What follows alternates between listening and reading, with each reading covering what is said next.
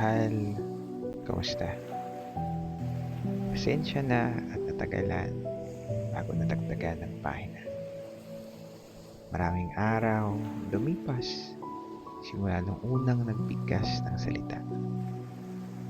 Mga salitang tunay at taos puso at para lamang sa iyo sinta. Una sa lahat, nais ko magpasalamat. Salamat sa lahat ng sakripisyo at pag-intindi. Salamat sa pag-alaga at asikaso na kahit alam kong may dinadala kang mabigat, ay patuloy ka pa rin sa pag-alalay sa buhay. Salamat sa pangarap na binigyang kulay. Salamat at dahil sa iyo, patuloy akong magsusumikap na maibigay ang pangarap at pinangakong buhay na sa iyo lamang ibibigay hanggang humimlay. Mahal, ika, yakap ka, sandal ka sa akin dahil alam mo pagod ka. Pagod ka sa bigat ng iyong dinadala. Sa walang humpay, nakakaisip ng iyong halaga.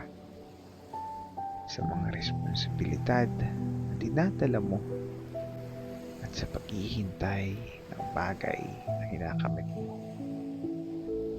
Na minsan, siguro, akala mo na ikaw lang dito sa mundo. Pero mahal, nandito ako. Ipasa mo sa akin lahat ng dinadala mo. Mapalungkot man, saya, galit o hinagpis mo, ay tatanggapin ko ng buo.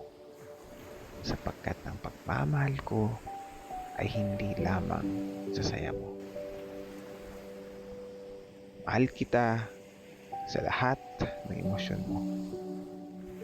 Mahal kita sa lahat ng dinadala mo. Mahal kita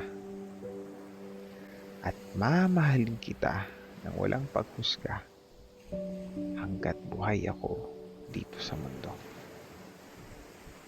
Kaya mahal, palangga, aking Nicole. Makatatandaan mo at sana madama mo na ang pagmamahal ko ay hindi tulad ng sinisigaw ng mundo. Sapagkat ang pagmamahal ko ay tunay at totoo. Ang pagmamahal na dadamay sa iyo sa lahat ng pagkakataon mula ngayon hanggang sa dulo ng panahon. Kaya sa iyo, mahal ko, magandang umaga. Umpisahan natin ang araw tayong dalawa. Kain tayo ng agahan. Samahan mo ng kape, yema cake, at ang pagmamahal na panghabang buhay. Ya mahal, kumusta ka? Mahal na mahal na mahal na mahal kita.